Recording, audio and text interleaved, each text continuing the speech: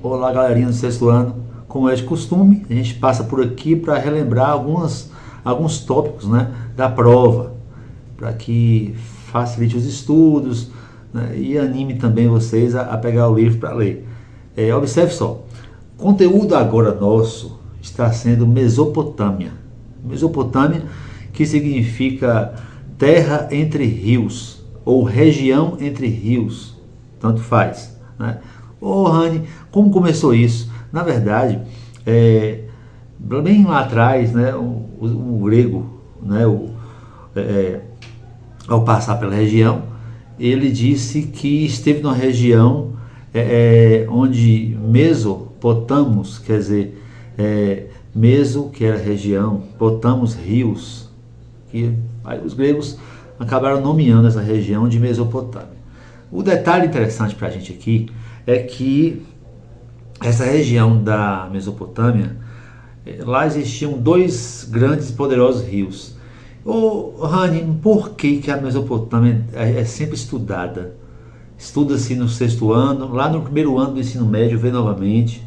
Porque foi na Mesopotâmia que pela primeira vez o ser humano fez a moradia fixa e criou-se cidades, né? Vimos aí que naquela região existiram vários povos. Falamos na sala de aula sobre o povo sumério, povo sumério esse que inventou a roda, que inventou a escrita cuneiforme. Ó, vai cair na prova. Vai cair na prova.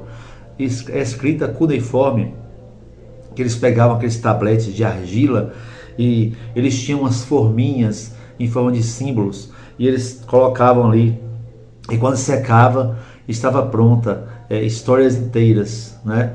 Inclusive lá eles contavam a história da epopeia de Gigamés. Se der tempo eu vou contar na sala de aula para vocês. Outro detalhe interessante, que além disso tudo, esses povos que viviam naquela região, eles formaram cidades-estado, quer dizer, cada cidade tinha seu rei, cada cidade era independente. Não é como hoje, país, não. Cada cidade tinha seu rei e era independente. E esses povos estavam sempre em guerra. Eram povos altamente violentos. Naquela época, a guerra era por causa da plantação, era por causa da água. Hoje, aquela região é onde é o Iraque. A Mesopotâmia é onde é o Iraque. E a guerra lá hoje é o cobiçado petróleo que aquela região tem. Ok? Falamos que existiu naquela região o povo sumério, mais ao sul, o povo assírio, o povo caldeu, o povo babilônio, né? Esses povos vão cair na prova, pode ter certeza disso. Nós falamos que o sumério era aquele povo que se sentia culto por ter descoberto algumas coisas, por ter sido o primeiro povo a se instalar na Mesopotâmia. Os assírios eram guerreiros ferozes que lutavam em cima de cavalos, né, com lanças, né? Os caldeus vieram e depois dominaram a região da Babilônia, esses foram os novos babilônios. Mas foi na Babilônia, naquela região, que surgiu o primeiro código de leis que a humanidade tem por ciência, que era o Código de Hammurabi. Escrito em pedra, lá tinham as leis para a sobrevivência daquela região. Eram leis rígidas. É lá que tinha aquela questão do olho por olho, né? Dente por dente. E o Rani quer dizer o que com isso? Quer dizer que com ferro fere, com ferro será ferido? Lá sim, mas depende. Era assim, mas dependia, não é? De quê? Por exemplo, naquela época, se alguém, por exemplo, atingisse o outro com a pedra, ele seria atingido com a pedra no mesmo local, da mesma forma.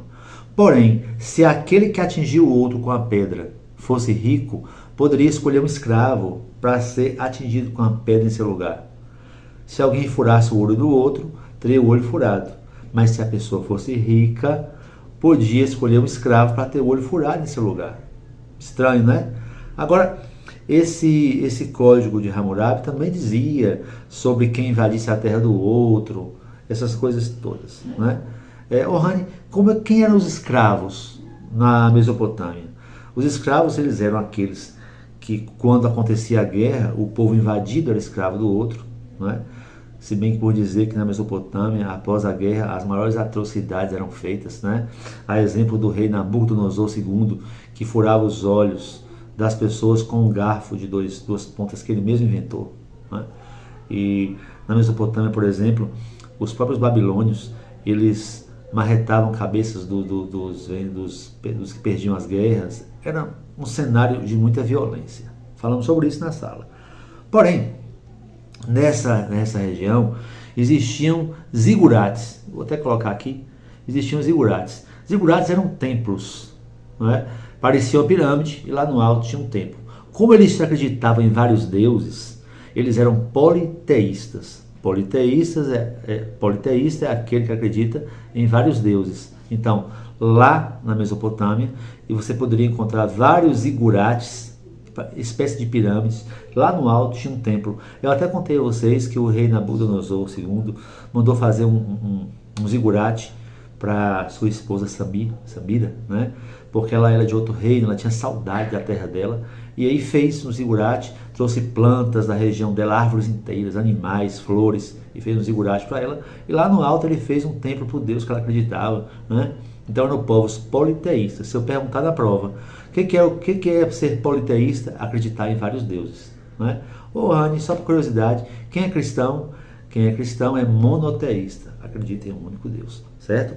Mas esses povos da Mesopotâmia, eles, além do código de Hammurabi, né? Além da escrita cuneiforme, da roda, eles não deixaram algum legado? Sim.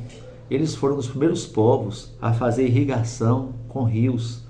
Eles conseguiram drenar águas de rios, levar para cidades. Então, é aí parte do conteúdo nosso. Parte mesmo, porque ele é um pouco maior. Já estamos aqui com 7 minutos, eu falando aqui, não é? Veja só, na sala de aula, eu vou marcar algumas coisas para que vocês dêem uma atenção maior, tá bom? Dê uma atenção maior. Então, fica aqui. Mesopotâmia significava terra ou região entre rios. Existia um código de leis? Sim, o código de Hammurabi. Quem inventou? O rei Hammurabi. Os mesopotâmicos eram o quê? Politeístas, acreditavam em vários deuses. Invenções da Mesopotâmia, dos sumérios. Os sumérios inventaram a roda, os sumérios inventaram a escrita cuneiforme. O povo assírio era um povo que lutava em cavalos, tinham lanças, né? O povo babilônio, o povo da cidade mais rica, ok? Então, olha um pouco do conteúdo nosso aí. Olha como esse conteúdo é assim, legal de estudar. E olha que vem aí o Egito. Eu até convidei uma múmia para poder estar com a gente na sala de aula. Abraço no coração de vocês. Quero ver todo mundo fechar essa prova, viu? Quero ver mesmo, de coração.